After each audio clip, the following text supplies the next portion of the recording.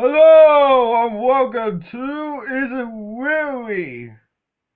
With your host and host, Down Here. Hello, welcome to Is It Really? A new show I'm creating. It's like a talks slash rants, but where we ask the question, is it really something? Today we're asking if it's really bad FNaFworld. Oh god, haters everywhere. Now, how I'm going to be using Is It Really? Owing for games I played, and really that's it. Just my personal thoughts and opinion. Is it really that bad, or is it really that good? So, for that world, it's now gone to its second update. But before this, got first up the back in Jan. Oh, really? It was a way long time ago. It was like very beginning month, but it was first released onto Steam as a 8-bit RPG. Yes, that's right, a 8-bit RPG. However, people didn't like the version of the game, including the Jacksetter guy. And even most popular YouTubers like Marky Moo and even PewDiePie just avoided this game since the reception for it was very, very bad. Scott tried to improve the game, and since it got so bad that he eventually removed it off Steam, which like blew everyone away. And he said sorry. He said sorry for washing one of his games,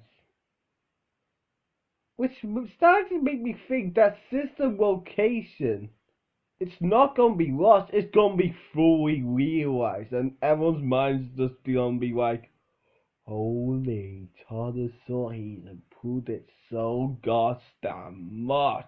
It's not copy and pasted anymore. This is your normal FNAF. This is awesome." But one of my problems,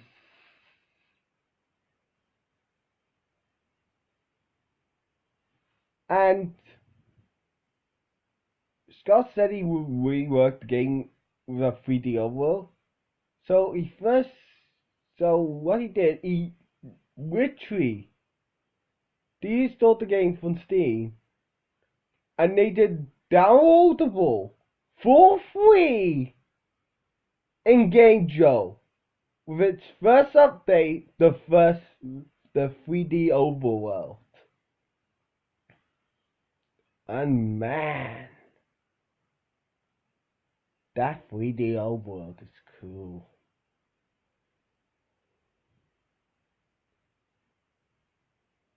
The second update didn't really add that much. It added 8 new characters, but damn, it added a lot, and I mean a lot of minigames that are totally hilarious. But since I feel like I should go through it like a normal review, let's start with Section 1. Section 1. Story. Story! What's the story? Well, when you first boot out the game,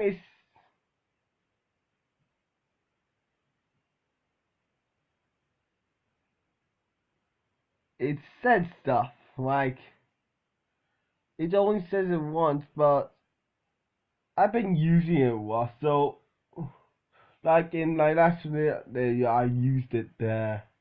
It's a very cool that I use. And it even ends with "I will put you back together." I definitely remember that. I will put you back together. And it will never play again. No matter how many times you open the game, it will never play again. Unless you delete the game by holding the delete button. But only then it will delete everything. But the true story,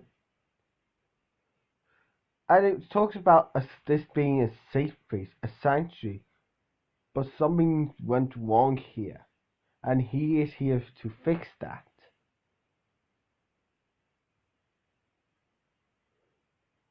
Anyway, you start the game by choosing your team and say you chose normal mode for your first time through, and so you have to choose your and adventure mode, and you have to choose your team of 8.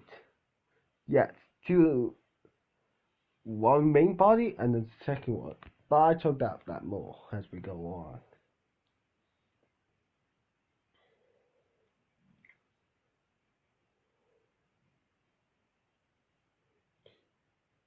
Anyway, once you've done that, FNaFworld glitches the game.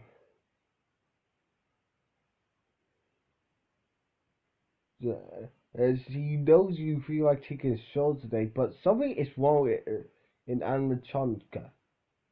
Animatronic Villagetronica? They're working on the name. Anyway, something's definitely wrong here. And even the things they used to calling down Chin, the auto chip, has been jump scaring him all day.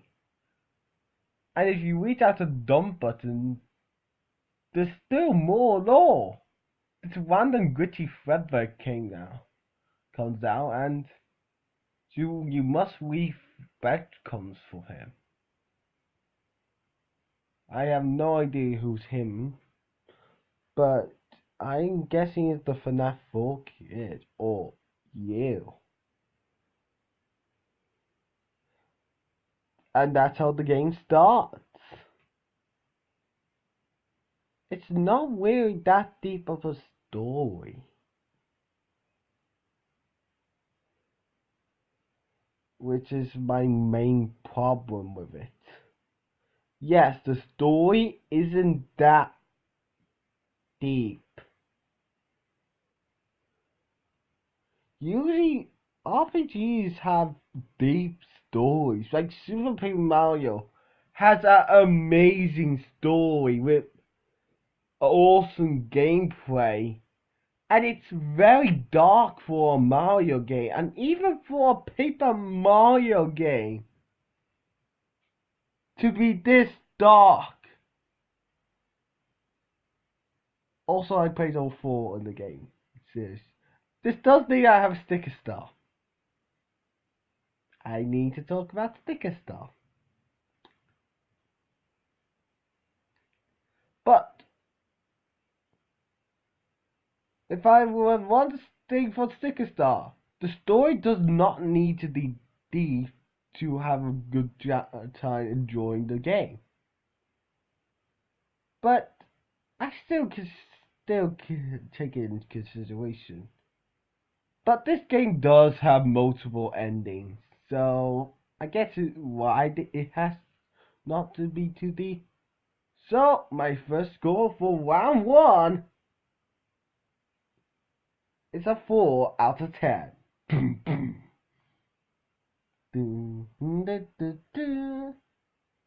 Section 2 Presentation.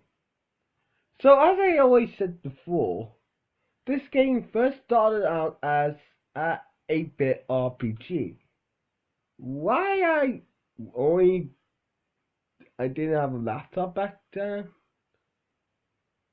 and I still don't have one. I used the screw once, sorry screw, but FNaF was too good. The 8-bit graphic style, it's not really my favorite. It wasn't really my favorite. Yeah, I still see anything dying. It just wasn't my favorite. Now the 3D overworld was definitely much better. I love the effects he added, like the birds, the snow, the sunlight coming in on the planes, and even those balls and the disjointing effects of the circus. Also, this game will give you seasons. Lots of I mean, like lots of stuff happens at once. So if you really don't see, good. But I say it looks pretty good for being a RPG that isn't on the Wii U or the Xbox One, because those are the only two consoles I'm compared by. Apparently, I give this section 7 out of 10. Dun, dun. Section 3, gameplay.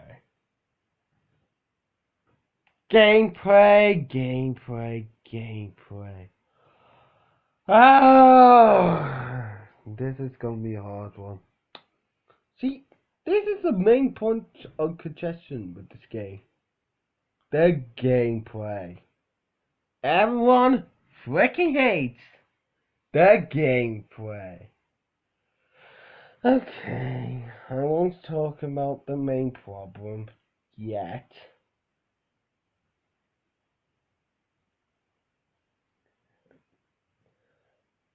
But I will start talking about other things. The two main segments I would like to talk about: the overworld segment and the battle segment. The overworld, you use your WASD keys, yes, not the arrow keys, to move around and talk to people. If you talk to people, you can see what they have. Only you can talk to shop owners, like that can give you bites. There's also a person that will let you fish for pearls. That's also really good. And let you buy upgrades for your Amdo skeleton. And you even can talk to Fredbear to continue with the story. And in every color statues sometimes, and you can equip these in the bite menu. And you even find chests that have chips in them, and you can equip them with the chips menu. What do I go on the now when this first game first released, it didn't have descriptions for any of the items do, but now it does, so it's much better now. But back then it didn't really have that stuff, but it's good now. Save route saves the game. Party. Well, first we have to go into the battle system, and I've been trying to avoid this because why? The repeat at me. Everybody hates the battle system. Oh my god. This what turns most people off. The battle system. Honestly, I don't mind it. Hey. Listen why I don't mind it. See, I'm one of those people that always like unique stuff in video games. Even in the RPG. I love unique RPGs. I'm wondering if that's why I haven't got a computer to play Undertale yet. Pace are very weird. I can't. I don't have one. I played the sports, but I won't play it. But I really, really love the battle system in this game. It's hard to comprehend, but it's like when you get tangled in it, it's very easy to master. When you finally comprehend what's happening, you feel like you're the one in control. Like you're the boss. Anyway, when you scroll over some things, you get your attacks, you can see what you can see a description at the bottom. These are totally useless. No, seriously, if you read them, then the enemies will attack.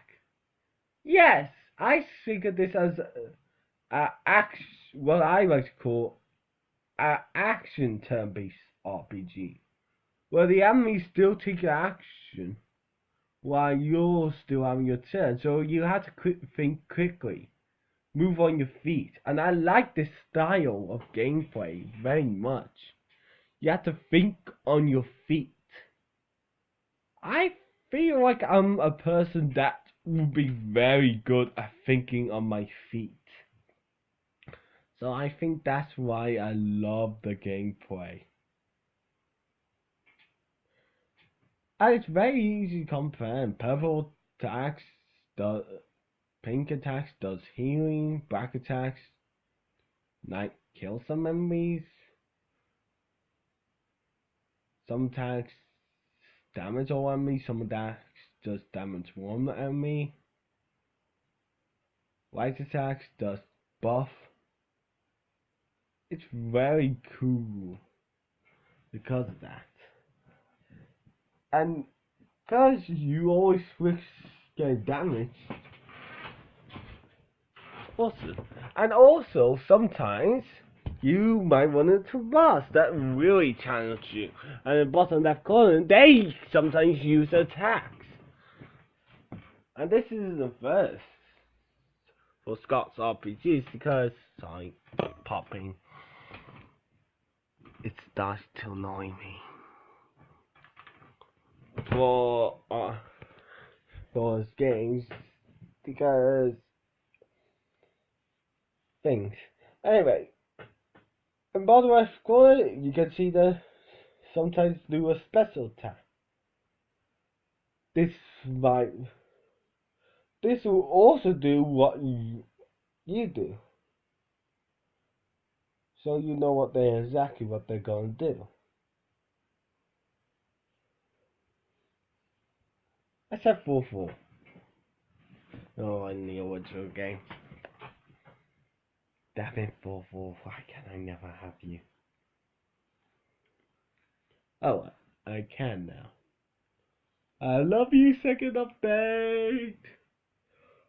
Also, randomly at times you get a new challenger. New challenges you can add to your party.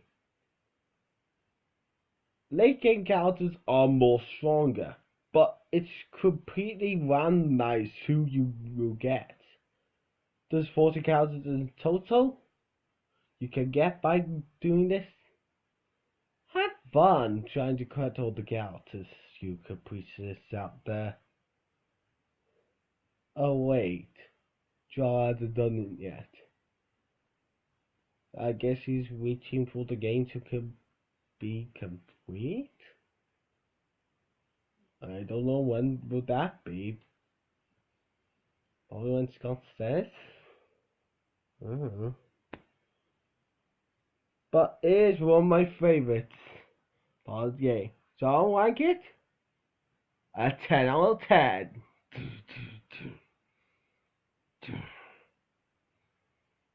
Great.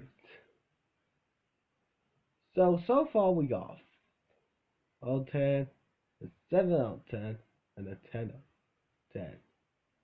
Oh, that what they equals 21. Not bad being out of 30. All that. But now here comes the big part. Here we go. Final segment. Ending.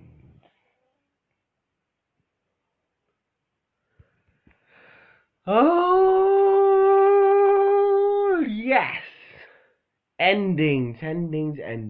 I love how video games end, and that's what I have to add this segment. It talks about final levels, so spoilers ahead for FNaFworld. Because, oh boy, we're talking about all of them. So let's start where we left off.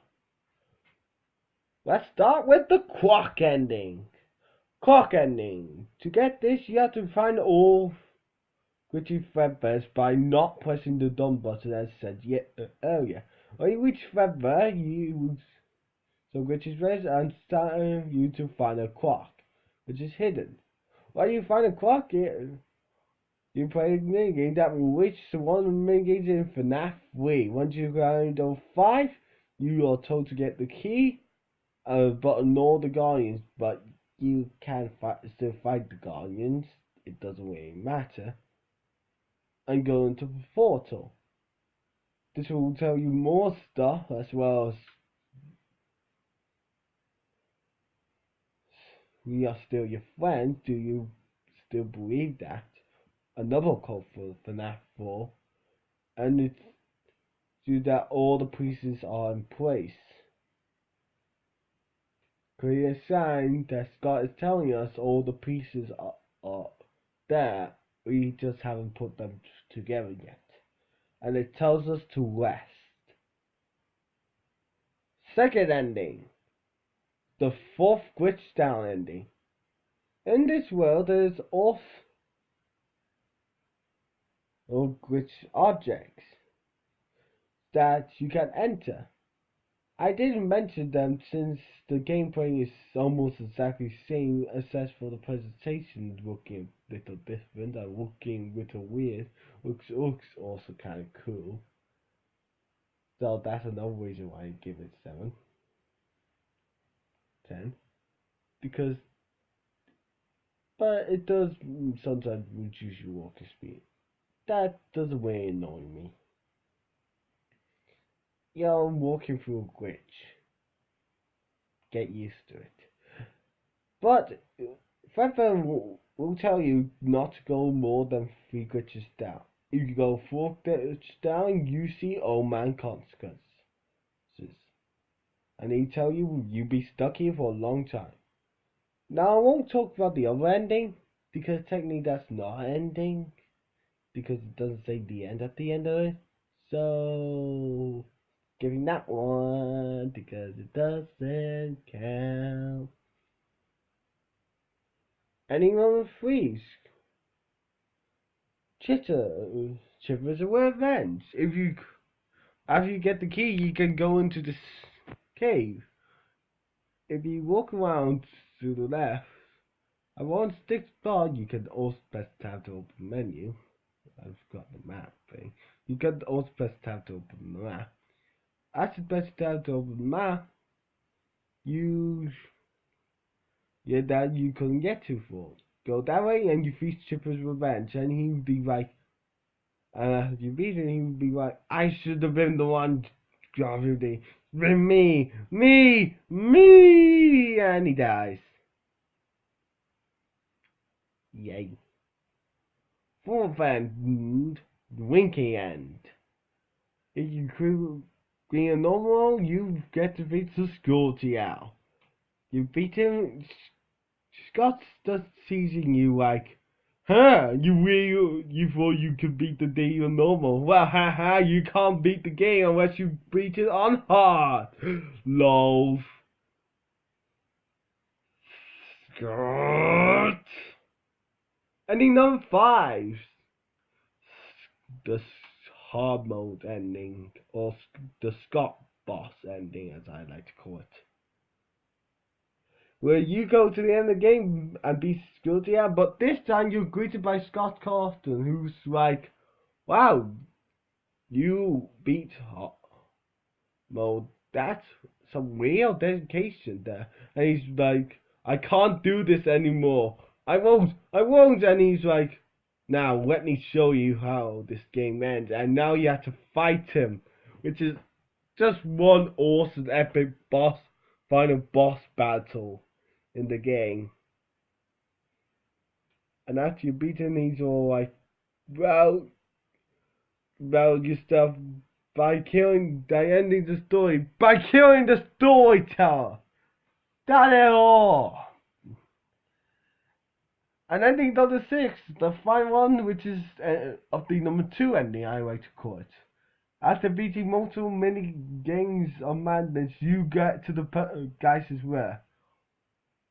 Or the Purple Geist's Rare, which is from the Troll game. Well, FNaFworld Halloween edition. Don't question it. I won't talk about it. Either you walk until you get to further guys and boom. Damn it, Chica's magic rainbow! Now you haven't run to time. But before it kills you. Why? And when it does, it like, fuck you. So I had to go sharing because this game has showing an update too, so. And then you go back to Scott and he's like, oh, you're deactivating my games, huh? I didn't know what else to do. And he tells you about Baby. I know, Baby, what happens next? Everyone, please stay in your seats.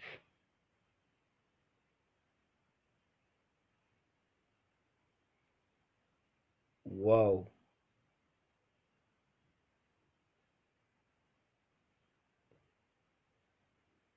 The show shall begin shortly. Everyone, please stay in your seats. That is a good Baby impression. I never tried Baby's voice before this video. I just tried it now. The show will begin shortly. Everyone, please stay in your seats. See, I sometimes do very good voice acting, and I just surprise myself a bit. And Baby kills Scott. And at the end of it, to be continued. What?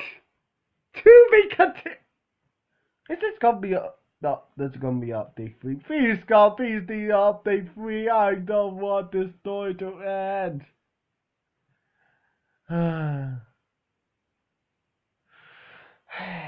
Something I have to catch my breath. Overall, there's a lot of things to do in this game. All the endings are very good, especially the 6th one. Especially with the 6th one. But you have to beat the game at least once to get the 6th one. Yeah. I would say the endings get a 10 out of 10, making the total 41. Well, 31. Bad counting. 31 out of 40. Dun, dun, dun, dun, dun. Overall, I think it's a very good game. I could fancy like a bad story, but it's just my own caprice. But everything else is just too awesome. when you get used to gameplay, it is awesome to play when you get used to it. If you don't, you just think of this game as a very bad game. But it's good when you get used to the battle system. And that is one of my big criticisms about this game. If you don't get used to the battle system, you you can't get used to the battle system quickly. So it might piss some people off. And might make some people think that it's not a good game. But you have to play a little bit longer than that. You have to try to get used to the basket. And only then can you beat it. Think of it like Star Fox Zero. Only then will you can enjoy it. Yes, I'm getting most controls to the quick and point thing of this game. Once you get used to it, it actually turns out to be a really good game.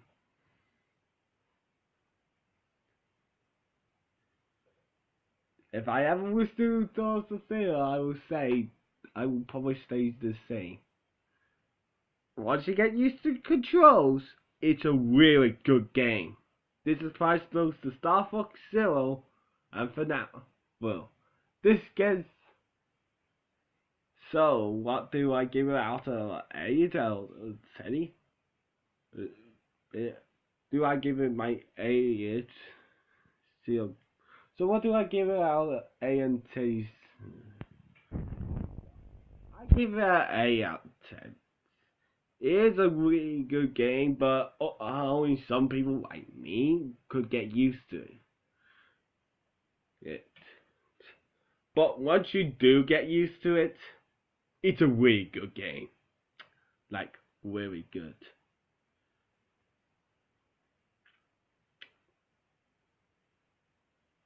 Yeah. See you guys next time for another Is it really? See you guys then.